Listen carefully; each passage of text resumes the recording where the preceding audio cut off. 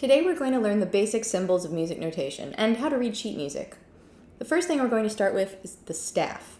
The staff is made up of 5 lines, and as you can see, there are 5 lines, 1, 2, 3, 4, 5, and there are 4 spaces in between those 5 lines. So these 5 lines that are running across the sheet music, that is called the staff. Next we have clefs, and there are really 2 main types of clefs that you should know, and they're called the treble clef and the bass clef. So that's what these 2 symbols are right here. This is the treble clef, and this is the bass clef.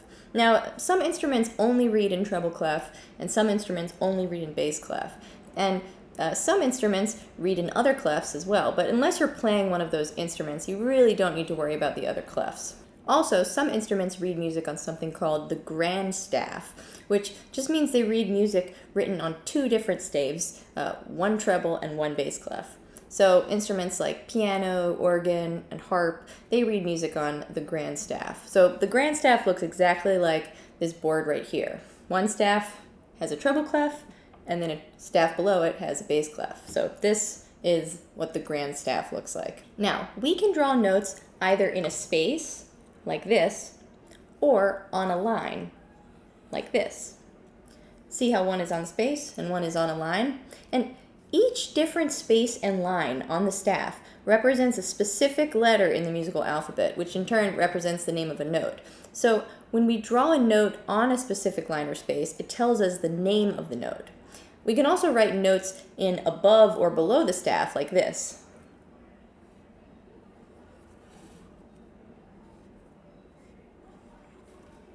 We need to draw extra lines above the staff when a note is written above or below the staff.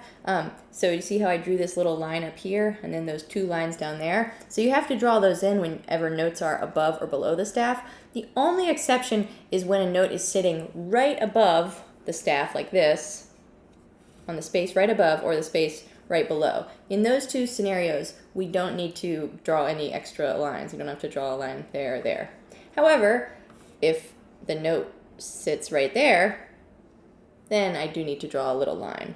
Or if it sits right here, again, I need to draw that little line. The reason why we need to draw these little lines above or below the staff when notes are above or below it is because we need to indicate exactly how far above or how far below the staff that note is so that we know exactly which note it is. Because if we don't indicate how far above or below it is, we don't actually know what note it is. Now, what exactly are the notes on the staff? Well, fortunately, the sequence of notes on the staff moves alphabetically as we move from left to right on the staff, so that makes it a lot easier. They aren't just randomly placed notes. As long as you know your alphabet from the letters A through G, you'll be able to read music. Let me show you what I mean.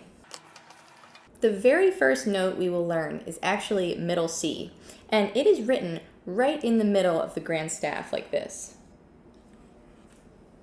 So it's between both the treble and bass clef. So if I were to cover up this bass clef staff, you can see that this note is exactly 1 line below the treble clef staff, right? And then if I covered up the treble clef and we're just looking at the bass clef, you can see it's exactly 1 line above the bass clef staff. See? Now, I told you the notes move alphabetically from left to right, which is true, and they alternate between being on a line and then on a space. Let me show you what I mean by that. So I'm going to be drawing in some other notes on this treble clef to start with, okay? So do you see how these notes alternate from being first on a line, then on a space, then on a line, then on a space, line, space, line, space, line. And as I told you, they move alphabetically. So what letter comes after C? Because if this is C, what letter comes after C in the alphabet? A, B, C, D, right? So that means this note right here is a D. After D, what do we have? E, right? Then after E, we have F, then G. Okay, and then after G, it just goes back to A again, right, like that. So, because the musical alphabet only goes up to the letter G. So we have A, B, C, D, E, F, G, and then it goes back to A, B, C, D, and it keeps going. Now let's go the opposite direction, but this time let's write the notes on the bass clef so that we use both clefs. So since this note right here, which is on the line right above the bass clef, is middle C, what will be the note that's sitting right here on the bass clef? So we just have to go backwards in our alphabet, right? So do you know what note comes before C in the alphabet? A, B, C, right? So this would be a B, okay? And then I can keep going. So then after the space, we have a note on a line, then we have a note on a space, then a line, then a space, then a line, then a space, then a line, etc., etc. So let's figure out these other notes. So we're going to have to go backwards down the alphabet now. So after B, what comes before B? Before B is A, right?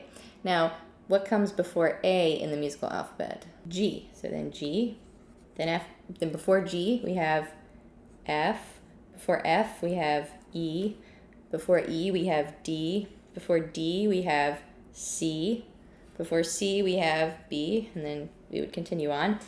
So, as you can see, when we read from left to right on the bass clef and the treble clef, in both clefs, it goes up in alphabetical order, right? A, B, C, D, E, F, G, A, B, C, D, E, F, G, A, B, C, D, E, F, G. It's pretty simple, right? Now I'm going to write out all the notes that are on the staff for both the treble clef and bass clef.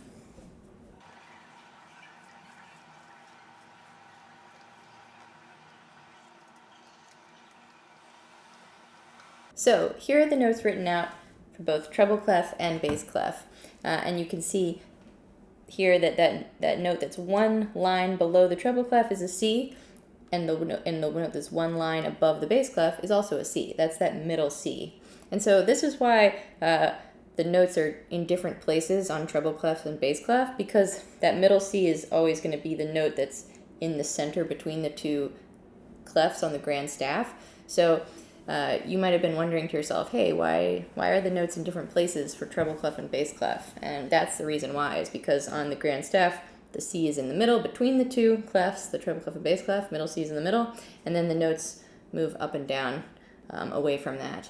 And they happen to fall in different spaces and lines then, depending on which clef it is. Now, people use mnemonics to remember the note names in both the treble clef and bass clef, and some common ones are, for the notes on the lines of the treble clef, every good boy does fine.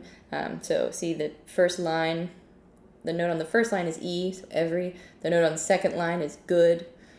The note on the third line is B, which is for boy.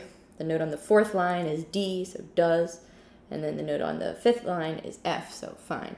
Every good boy does fine. And the notes on the spaces of the treble clef are pretty easy to remember because they spell out the word face, F-A-C-E. So if you're an English speaker, then that's a nice, easy word. So see F, A, C, and E for the four notes in spaces. So F is the first space, A is the second space, C is the third space, and E is the fourth space. So face.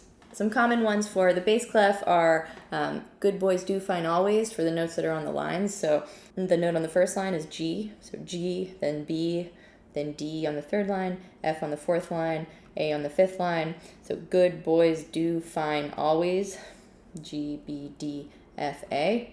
And then for the notes that are on the spaces, I've heard all cows eat grass. So see A, C, E, G, all cows eat grass. Feel free to share your own mnemonics for both treble clef and bass clef in the comments below. You guys might have some better ones that you like. Maybe you guys even have some ones in different languages. I'm always curious to hear what people in other languages use for these kind of mnemonics. But yeah, feel free to share other ones because maybe other people will find them helpful. I will say that sometimes mnemonics can be dangerous because if you memorize things with mnemonics, I remember for myself when I was learning music growing up, for a long time, I would sort of obsessively always say like, good boys do fine always in my head before identifying what the name of the note was, just to be extra sure that I was getting the note name correct, when I probably should have just gone for it and guessed, because that would at least force my brain to start to memorize it, like just instantly with instant recognition, because that's what we want. When we're reading music, we want to be able to just look at this note and instantly know that that's a B, right? Or we instantly look at that note and we say, oh, that's a D, right? And of course that happens with time. Reading music is really like reading a language, and it's the more you do it, the better you get at it, with many, many things in life. But it's something you can get out of shape doing. You know, I have friends who are classical musicians, and they'll have sight reading parties where they literally get together and just practice sight reading music together, because it's a skill you have to keep in practice. If you stop practicing sight reading, you get worse at it. So it's good to just to try always cracking open new music and pick simple stuff when you're learning to read music. Like let's say you're just starting to try to learn how to read notes on staff. Pick super simple songs, find the easiest sheet music possible, and try to do a different song each day, but try to keep switching it up rather than memorizing stuff. Just pull out a new piece of music and see if you can figure it out and read it. And over time, you're going to get better and better and faster at it. But it's really like reading a language. You just have to do it to get good at it. And over time, even if you memorize mnemonics, after you do it enough, you'll start to not need the mnemonics. But it can be a little dangerous at first to use those mnemonics. But I'm not saying you shouldn't use them, but just be careful that you don't fall into a trap of always obsessively saying in your head every time you read a note. It's good to just test yourself sometimes and say, I'm going to try to figure out what these notes are and read these notes without using the mnemonics. Or based on the notes that are around it that I know, Like, for instance, if I know that note's an A and I see this note is just right next to it, then I should be able to figure out that that's a B without using any mnemonics. And I should figure out that that note's a C without needing any mnemonics. So those little sayings are good, and certainly share them, and they can be helpful, but just a little warning. So now let's practice reading some notes. And I'm not going to draw in any measure lines, by the way, because we're going to cover time signatures and rhythm, even things like key signatures in other videos, because this video is part of a larger series about how to read music. So stay tuned for those videos, because once I make them, I'll post them in links in the description below, and then we'll cover things like rhythm and whatnot. But right now, we're just trying to identify the names of the notes based on where they are on the staff lines. And you can play along with me using any instrument you have, or you could just try to say the names of the notes out loud if you don't have an instrument in front of you. You can also try to sing them, whatever you want. But we're just going to be practicing recognizing these note names.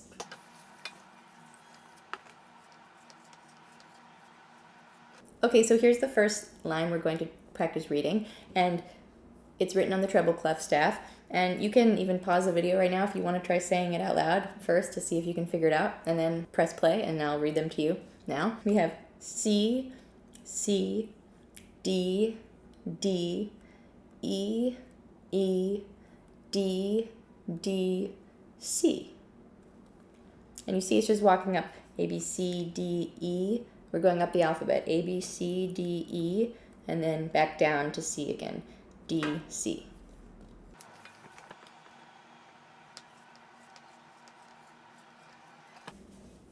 Let's try this one now. So you can pause the video if you want to try figuring it out yourself, and press play when you're ready. We have D, D, E, E, F, F, E, E, D, D. Now let's try this one. We have F, F, A, C, C, E, E. And you can see that these are all notes that are in the spaces, right? And this one, if you remembered the space notes spell out F, A, C, and E, face, right? Here's F, here's A, here's C, and here's E. Then you could see that that's F, A, C, and E. So we're spelling out the word face.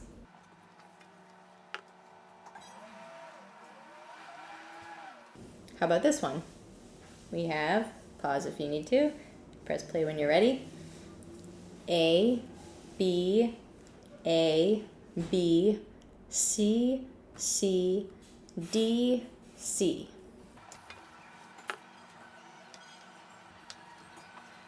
Okay, here's another. Pause if you need to, and press play when you're ready. We have E, F, E, F, E, F, E, F.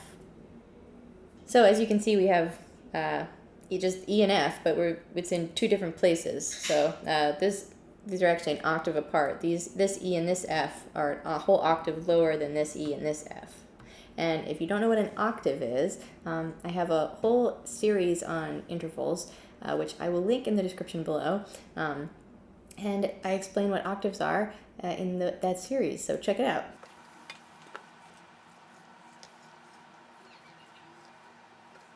All right, here's another one. Pause and press play when you're ready. E, F, G, G, A, B, C, C, B, C, B. Now let's do some with bass clef.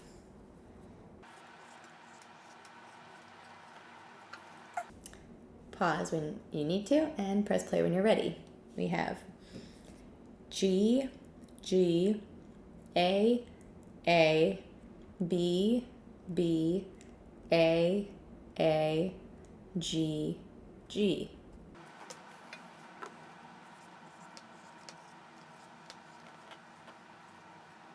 Okay, how about this one? Pause when you need to, press play when you're ready. We have G, B, D, F, A, B, C. And with this one, you can see we're going up all the notes that are on the lines of the staff, right? G, B, D, F, A. And the mnemonics that I told you for that one was good boys do fine always. And I'm sure you guys have some other ones that you can share as well.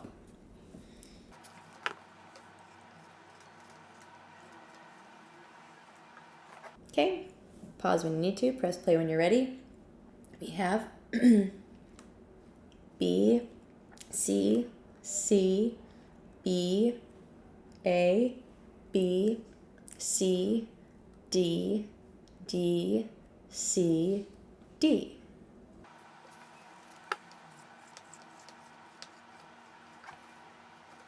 Okay, here's another one.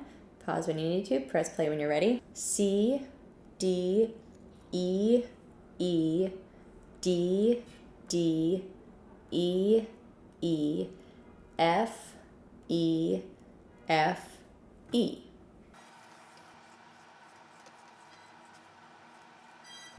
Okay, here's another one. Pause when you need to, press play when you're ready. So we have F, F, G, G, A, G, G, F, E, F. If you guys want to practice reading more notes in treble clef and bass clef, I have printable PDF worksheets that go along with this lesson, which you can download in a link in the description below. I also have tons of other music theory worksheets there as well, so go check that out. And that is all.